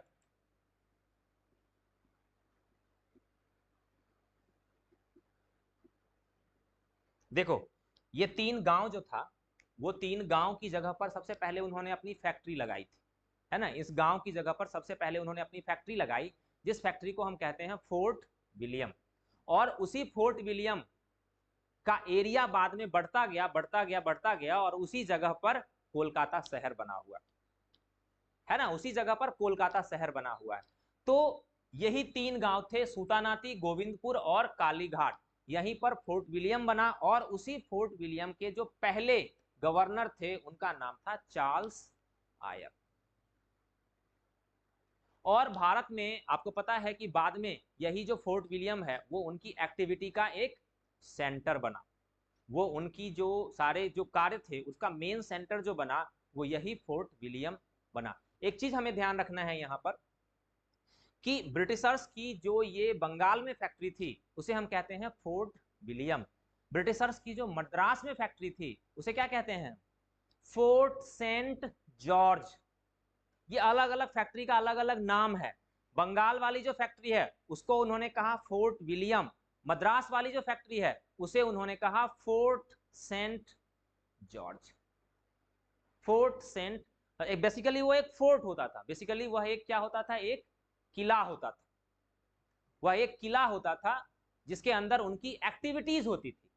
वो क्या करते थे उस किले में, वो बाहर से सामान लाते थे और वहां पर जमा करते थे और वहां से क्या करते थे, वो उसे एक्सपोर्ट करते थे, वहां से वो उसे निर्यात कर देते थे। ये हमारा ब्रिटिश ईस्ट इंडिया कंपनी था। ब्रिटिश ईस्ट इंडिया कंपनी 1600 ईस्वी में स्टैब्लिश हुई। एक छोटा सा पार्ट यहां पर, 1600 ईस्वी में स्टैब्लिश हुई, भारत आई, पहली फैक्ट्री मसूलीपट्टनम में बनाई गई 1611 में, और धीरे धीरे चेंज होता गया। फिर बाद में उन्होंने सूरत में भी फैक्ट्री बनाई 1615 में। 1615 में उन्होंने फिर बाद में सूरत में भी अपनी फैक्ट्री लगाई थी। उन्होंने अलग अलग टाइम पे अलग अलग एरिया उन्होंने विक्ट्री करी, या उन्होंने रेंट पे लिया, या उन्होंने डिफरेंट मेथड से अलग अलग सेंटर उन्होंने बनाए। जो उनके वेस्टर्न पार्ट थे, जो भारत का वेस्टर्न पार्ट था, उस वेस्टर्न पार्ट में जो उनका सेंटर था वो सेंटर था मुंबई में, जिसे हम आज मुंबई कहते हैं, उस समय हम उसे बंबई कहते थे। साउथ में जो उनके जितने भी सेंटर थे सबका जो हेड ऑफिस था, मुख्यालय जो था वो था मद्रास, जिसे हम फोर्ट सेंट जॉर्ज कहते हैं। और पूरब में उनके जितने भी सेंटर थे सबका जो हेड ऑफिस था वो था फोर्ट विलियम। ओके, इसके बाद कौन सी कंपनी आई भारत में, फ्रेंच। पहले डेन आई थी, है ना, एक डाटा है छोटा सा, आप उसे लिख लेना। चलो इसे मैं बाद में लिखा दूंगा आपको, इसे बाद में लिखा दूंगा, एक छोटा सा डाटा होगा। इसके बाद हम पढ़ लेते हैं French, French East India company last है हमारी। फ्रांसीसी east India company.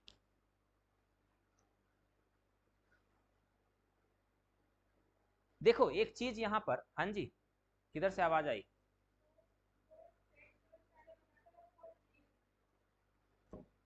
Fort saint George अभी हमने किस ईयर में लिखा है, यहां पर हमने नहीं लिखा है फोर्ट सेंट जॉर्ज कब बना है। एक ईयर तो लिखवाया ना मैंने, देखो चेक करो,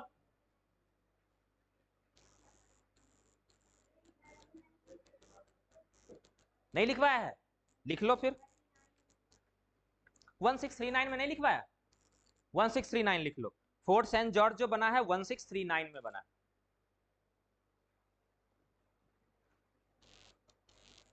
और 1698 में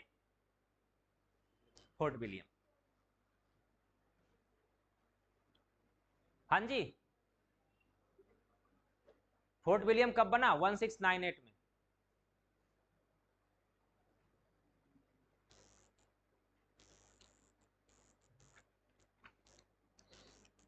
देखो कई बार एक क्वेश्चन पूछा जाता है एग्जाम में, इसमें थोड़ा सा मैं जो कंफ्यूजन है वो कंफ्यूजन आपको बता देता हूं। एक क्वेश्चन पूछा गया एग्जाम में कि भारत आने वाली अंतिम यूरोपियन कंपनी कौन सी थी, है ना। तो उसमें क्या हुआ कि जो 4 ऑप्शन दिया गया था उसमें उसके अकॉर्डिंग अंतिम कंपनी जो होगी वो होगी फ्रेंच ईस्ट इंडिया कंपनी, है ना। भारत आने वाली अंतिम company French East India company थी। लेकिन अगर उस ऑप्शन को चेंज कर दिया जाए, अगर उसमें एक डाल दिया जाए ब्रिटेन, एक डाल दिया जाए डेन, एक डाल दिया जाए फ्रेंच और एक डाल दिया जाए स्वीडिश, तो सबसे भारत में अंतिम में जो आने वाली कंपनी थी वो स्वीडिश ईस्ट इंडिया कंपनी थी, है ना। तो इसलिए थोड़ा सा, इसलिए मैंने यहां पर आपका क्लियर कर दिया है, अगर स्वीडिश वहां पर हो तो वहां पर आप फ्रेंच मार के मत आ जाना और फिर खुश हो जाना कि हमारा क्वेश्चन सही है। तो French East India company, French East India company जो थी वो 1664 में स्टैब्लिश हुई, 1664 ईस्वी में। ये डेट्स सही बताता हूं मुझे कभी याद नहीं रहते हैं, ना मैंने कभी आप इसको याद करने की कोशिश करी, कभी नहीं। मुझे पता था कि अगर ये डेट्स आएंगे एग्जाम में तो मैं इसे छोड़ कर आ जाऊंगा, क्योंकि मैं डेट्स कभी लर्न नहीं कर सकता हूं। और मैं आपको भी कहता हूं डेट्स के पीछे कभी मत भागना, है ना। डेट्स लर्न करने के लिए जाओगे, इतने डेट्स मिलेंगे आपको कि आप उसमें कंफ्यूज हो जाओगे। और दो चीजें, एक तो हिस्ट्री में डेट्स और पॉलिटी में आर्टिकल्स। 444 आर्टिकल, कितने आर्टिकल है पॉलिटी में? 414, जो भी है ना, जो भी है मान लो 448, 448।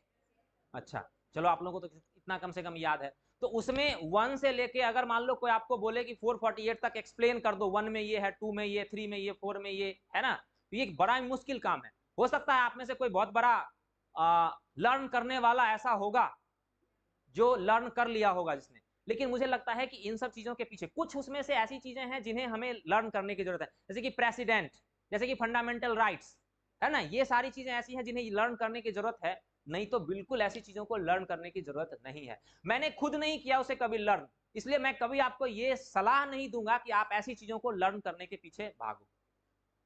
कभी लर्न कर भी लो तो वो याद नहीं रह पाएंगे उतने दिनों तक, है ना। इसलिए वहां पर ऐसी चीजों के पीछे हमें भागना ही नहीं चाहिए, उसकी जगह पर आप कॉन्सेप्ट बनाओ, क्योंकि ऐसे डेट्स वाले क्वेश्चन नहीं आते हैं एग्जाम में। और गलती से मान लो आ भी गए 2 क्वेश्चन, उस 2 क्वेश्चन से हमारा कुछ नहीं बिगड़ने वाला, है ना। हम अपना टारगेट 55 बना के रखते हैं, 55, चलो 2 नहीं किया, 53 किया। तो लेकिन चूंकि आपको देना जरूरी है, इसलिए मैं आपको वो सारे डेट्स दे रहा हूं। 1664 में कंपनी स्टैब्लिश हुई, फ्रेंच ईस्ट इंडिया कंपनी। 1664 में French East India company establish हुई। 1668 में उन्होंने अपनी पहली फैक्ट्री लगाई सूरत में, ये ज्यादा इंपॉर्टेंट है। पहली फैक्ट्री जो उनकी लगी वो लगी सूरत में, 1668 सूरत। 1669 मसूलीपट्टनम, 1669 मसूलीपट्टनम।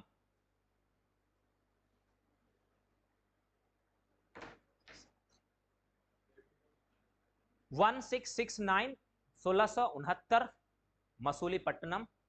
इतनी हिंदी तो इंग्लिश चल ही जाती होगी ना। 1669 1673 पौंडीचेरी, 1673 पौंडीचेरी। हाँ, ये चीज बहुत इंपॉर्टेंट है यहां पर कि आज तक किसी एग्जाम में ये क्वेश्चन नहीं आया है कि पौंडीचेरी में कब फैक्ट्री बनाई। ये क्वेश्चन जरूर आया है कि भारत में भारत में जो फ्रेंच ईस्ट इंडिया कंपनी थी उनका जो हेड ऑफिस था वो हेड ऑफिस पौंडीचेरी में था। जो फ्रेंच ईस्ट इंडिया कंपनी थी उनका भारत में जो हेड ऑफिस था वो हेड ऑफिस पौंडीचेरी में था, पौंडीचेरी। नेक्स्ट फैक्ट्री उनकी 1690 चंद्रनगर बंगाल, 1690 चंद्रनगर बंगाल। अब फिर से यहां पर ध्यान रखना है, ये नहीं है क्वेश्चन कब लगी, ये है जरूर कि बंगाल में फ्रेंच ईस्ट इंडिया कंपनी की फैक्ट्री जो थी वो किस जगह पर लगाई गई। वो जो जगह थी हमारी चंद्रनगर, मैंने कल की क्लास में भी आपके साथ डिस्कस किया है। चंद्रनगर और फोर्ट विलियम दोनों आपस में लड़ते रहते थे, लड़ते रहते थे ना। क्यों लड़ते थे?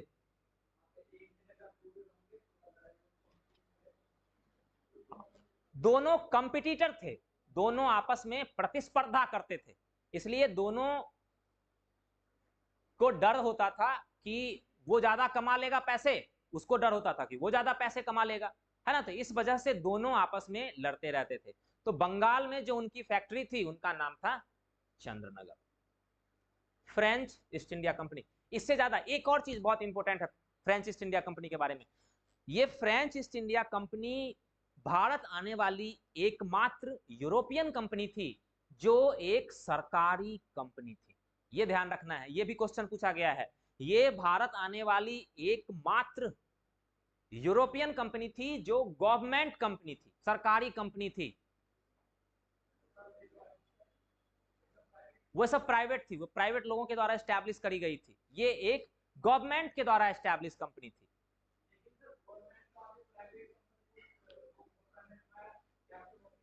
क्या? तो कैप्टन हॉकिंस तो सिर्फ इसलिए आए थे ना कि वो कंपनी के साथ आए थे कि हम रिप्रेजेंटेटिव हैं महाराज के, वो तो इसलिए आए थे ना, उनकी कंपनी नहीं थी वो, कैप्टन हॉकिंस की कंपनी नहीं थी। कैप्टन हॉकिंस उन लोगों के साथ आए थे वहां के महाराज के रिप्रेजेंटेटिव के रूप में, प्रतिनिधि के रूप में आए थे, वो उनकी कंपनी नहीं थी वो। हाँ जी, आवाज क्लियर नहीं आ रही है। हाँ, मोनोपोली जो थी वो बाद में खत्म कर दी गई थी और व्यापार का अधिकार जो था वो सबके लिए खोल दिया गया, धीरे धीरे उन्होंने खत्म किया था। पहले चाय पर से व्यापार का अधिकार उनका ऐसा लिया गया था, फिर अलग अलग तरीके से उनकी 58 में मोनोपोली खत्म कर दी गई थी।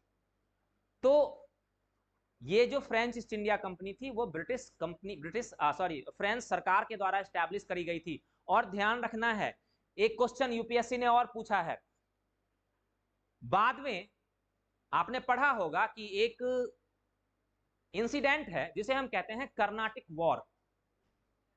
कर्नाटक वॉर आपने पढ़ा होगा, कर्नाटक वॉर। उस कर्नाटक वॉर में बेसिकली नाम तो उसका कर्नाटक वॉर है, लेकिन उसमें लड़ाई जो हुई थी वो ब्रिटिश ईस्ट इंडिया कंपनी और फ्रेंच ईस्ट इंडिया कंपनी के बीच लड़ाई हुई थी, और उसमें फ्रांस की डिफीट हो गई। तो जो फ्रांस की डिफीट हुई, तो यूपीएससी ने क्वेश्चन पूछा था कि फ्रांस की डिफीट के क्या क्या कारण थे। उसमें से एक कारण यह भी था कि फ्रांस की कंपनी जो थी वो एक सरकारी कंपनी थी। जो सरकारी कंपनी होती है उस पर सरकार का इस तरह से कंट्रोल होता है ना, कि वो कोई भी काम खुद अपनी मर्जी से, उस कंपनी के जो ऑनर्स होते थे, उस कंपनी के ऑनर नहीं, सॉरी, उस कंपनी में जो काम करने वाले लोग होते थे वो कोई भी फैसला अपनी मर्जी से नहीं ले सकते थे। और सरकारी कंपनी में आपको पता है क्या होता है ना, फैसले लेने में कई साल लग जाते हैं, है ना। आपको इसको उठाकर यहां से उस टेबल पे रखना है, इस काम में आपको 3-4 साल लग जाएंगे। इतने दिन में क्या होगा, प्राइवेट जो होंगे वो क्या करेंगे, फटाक से रख देंगे और आपको खत्म, कहानी खत्म आपकी, है ना। तो ये उसकी डिफीट का एक बहुत बड़ा रीजन था। और भारत में आने वाली इसके बाद जो कंपनी थी, एक ऑर्डर में आप लिख लेना यहां पर। पहली कंपनी जो थी वो पोर्तुगीज, अभी अभी हमने किया, पहली कंपनी भारत में पोर्तुगीज। फिर हमारी आ गई है कौन सी, डच। फिर हमारी आ गई है डच। डच के बाद ब्रिटिश, और ब्रिटिश के बाद Danish East India company, Dane ना। ब्रिटिश के बाद जो कंपनी भारत में आई है उसे हम कहते हैं डेनिश, जिसे आप डेनमार्क कहते हो, है ना। जो देश हमारा डेनमार्क है उसे उस समय डेनिश ईस्ट इंडिया कंपनी कहा जाता था। इस कंपनी को भारत में 1611, ये थोड़ा सा आप डाटा है, 1611, कई बार इस तरह के क्वेश्चन आ जाते हैं एग्जाम में, क्रोनोलॉजिकली अरेंज करना है, ये नहीं आएगा कब स्टैब्लिश हुआ या कब भारत में आए। हाँ, ये क्वेश्चन आ सकता है, एक बार आया भी है क्वेश्चन, कि भारत में आने वाली कंपनियों को एक क्रम से सजाएं। नींद आ रही है, चाय मंगाऊं? एक वो कर लगाना पड़ेगा इधर मेरठ सीसीएस यूनिवर्सिटी में, क्या है उसे चाय बनाने वाला जो वो बोलते हैं, डब्बा सा जो होता है ना। आधे बच्चे हमारे वहीं पे खड़े रहेंगे 2-3 घंटे तक। तो डेनिश ईस्ट इंडिया कंपनी 1616, उसके बाद फ्रेंच, और लास्ट में स्वीडिश ईस्ट इंडिया कंपनी। जो स्वीडिश ईस्ट इंडिया कंपनी है वो 1731। भारत में जो स्वीडिश ईस्ट इंडिया कंपनी आई है वो आई है 1731।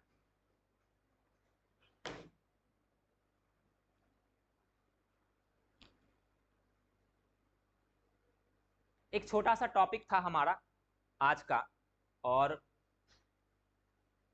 एग्जाम के पॉइंट ऑफ व्यू से थोड़ा इंपॉर्टेंट भी था और थोड़ा सा फैक्चुअल भी था, है ना। थोड़ा सा इसमें फैक्ट भी है जो हम सबको लर्न करने में कई बार मुश्किल भी आती है, लेकिन फिर भी प्रयास हम करेंगे उसे कि हम उसे लर्न कर लें। इसके अलावा आप में से कई सारे बच्चे ऐसे होंगे जिन्होंने हिस्ट्री पहले भी बहुत ज़्यादा पढ़ी होगी, या जो हिस्ट्री अभी भी पढ़ रहे होंगे। आप में से बहुत सारे ऐसे होंगे जिन्होंने कई सारी चीज़ों को इसमें से लर्न भी करके रखा होगा। कई सारे ऐसे बच्चे होंगे जिन्हें चीज़ें, जिनको पहली बार उन्होंने उन चीज़ों को, कई सारी चीज़ों को सुना होगा। आप में से भी कई सारे ऐसे होंगे जिन्होंने हिस्ट्री पढ़ी भी होगी लेकिन उन्होंने कई सारी चीज़ों को पहली बार सुना होगा। तो मैंने इस टॉपिक को आईएएस और पीसीएस के अकॉर्डिंग आपको करवाने का प्रयास किया है। उतनी चीजें जो आईएएस और, अब मैं ये नहीं कहूंगा आपसे कि मैंने जो पढ़ाया, कई बार टीचर्स ऐसा कहते हैं कि मैंने जो पढ़ाया है उसी में से एग्जाम्स में आ जाएंगे, मैं ये नहीं कह रहा हूं। कई बार इससे एग्जाम्स में डिफरेंट चीजें भी आती हैं, कई बार इससे अलग भी आती है। इसलिए मैं कई बार, छुट्टी नहीं हुई है अभी, 10 मिनट का टाइम है हमारे पास, है ना। अभी कुछ क्वेश्चन पूछना है ना आप लोगों से, तैयारी आपने कितनी करी है, टाइम 10 मिनट बचा हुआ तो कुछ क्वेश्चन, एग्री, पक्का। कहां से पूछूं बताओ, किस पार्ट से पूछूं? एंशिएंट, मेडिवल, मॉडर्न, कहां से? डेट वाले क्वेश्चन नहीं पूछूंगा क्योंकि मुझे ही याद नहीं होते, ठीक है, डेट्स मुझे ही याद नहीं होते, इसलिए वैसे क्वेश्चन नहीं पूछूंगा। कहां से, एंशिएंट, मेडिवल या मॉडर्न? मॉडर्न से पूछ लूं, सब में से पूछ लूं?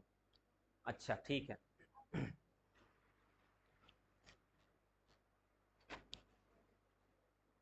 अच्छा,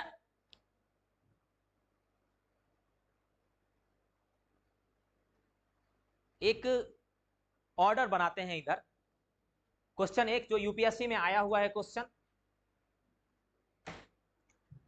यह है फर्स्ट मैसूर वॉर, ठीक है, फर्स्ट मैसूर वॉर, यह है सेकेंड मैसूर वॉर, यह है थर्ड मैसूर वॉर, ठीक है। अब मैसूर वॉर के साथ ट्रीटीज भी हैं, संधियां भी हैं, ठीक है, ट्रीटीज भी है। मान लो इसे आप मान लो 1, इसे मान लो 2 और इसे मान लो 3, ओके। इसके साथ यहां पर है ट्रीटी ऑफ मद्रास, मद्रास की संधि, है ना, मान लो एम लिख देता हूं मैं यहां पर, ट्रीटी ऑफ मद्रास। इसके साथ मैं यहां पर लिख देता हूं ट्रीटी ऑफ मैंगलोर, है ना, मैंगलोर, चलो इसे मद्रास मैंगलोर। और यहां पर लिख देता हूं मैं ट्रीटी ऑफ श्रीरंगपट्टनम, श्रीरंगपट्टनम की संधि, है ना, श्रीरंगपट्टनम की संधि, ठीक है। इधर लड़ाई, इधर ट्रीटीज, संधियां। अब यूपीएससी के अकॉर्डिंग क्वेश्चन बना रहा हूं। ऑप्शन ए, पहले तो ये है कि इसमें से कौन सा करेक्ट है, ठीक है, which of the following is correctly matched, कौन सा सही सुमेलित है। ए 1 and 2, B 2 and 3, C 1 and 3 and D 1, 2 and 3। Question समझ में आया आपको, पक्का? तो देखते हैं कौन कौन बताते हैं। ए, सबसे पहले मैं आपसे कह रहा हूं, ए, जिन लोगों को लगता है ए, वो अपना हैंड रेज करेंगे, हाथ उठाएंगे, ठीक है।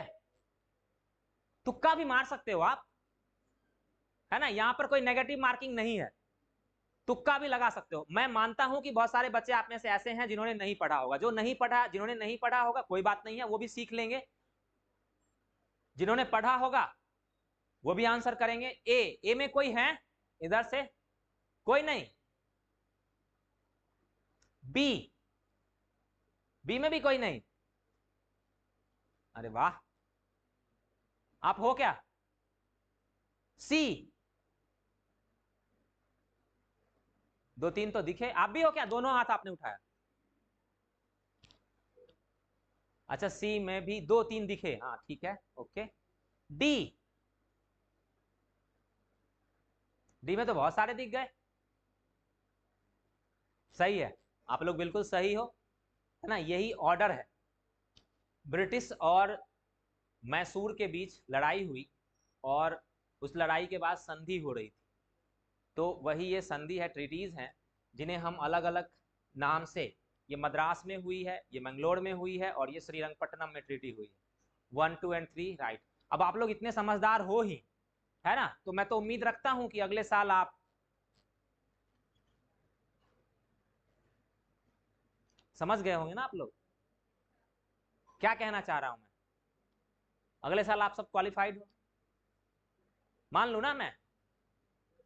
कुछ बच्चे ऐसे हैं जिनकी अभी एज भी नहीं हुई होगी और आप में से कुछ ऐसे भी हो सकते हैं जो अगले साल, इस साल एग्जाम नहीं देंगे, अगले साल एग्जाम देंगे। तो मुझे नहीं पता है कि इसके बाद मेरी क्लास शायद आपके साथ है या नहीं। आप लोगों की मॉडर्न हिस्ट्री कंप्लीट हो गई है क्या? टॉपिक सिलेबस नहीं, जो भी हो, है ना। अगर हम मिले तो मिलेंगे, नहीं मिले तो थैंक यू सो मच। और जो एग्जाम देने वाले हैं उनके लिए कॉन्ग्रेचुलेसन, आधी दे देता हूं कॉन्ग्रेचुलेसन, बधाई, है ना। और ऑल द बेस्ट दोनों साथ साथ। जो आगे एग्जाम देने वाले, कितने बच्चे हैं जो एग्जाम दे रहे हैं इस बार? ओके, ठीक है, तो देखते हैं क्या होता है। कोई क्वेश्चन आप लोगों को पूछना है, कुछ भी? हाँ जी।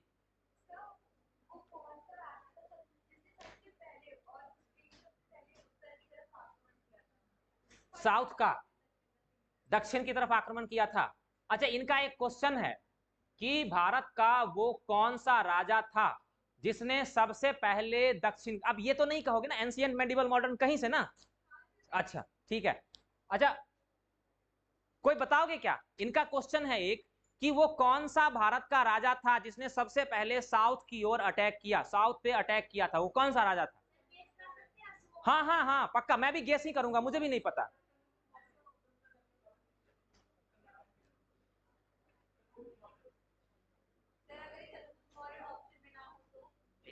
अच्छा एक मिनट देख लेते हैं ना। इन्होंने चंद्रगुप्त मौर्य कहा और हाथ उठाया था, आपने गेस किया अशोक। और देखो एक चीज यहां पर मैं आपको बताता हूं, शायद हिस्ट्री आपने पढ़ी होगी, तो एक कंट्रोवर्शियल इशू है। अशोक कहता है कि दक्षिण में उसके 4 पड़ोसी हैं, है ना, 4 पड़ोसी हैं। कौन कौन से? चोल, चेर, पांड्य और सतियापुत्र। उसके 4 साउथ में 4 नेबर्स हैं, पड़ोसी हैं।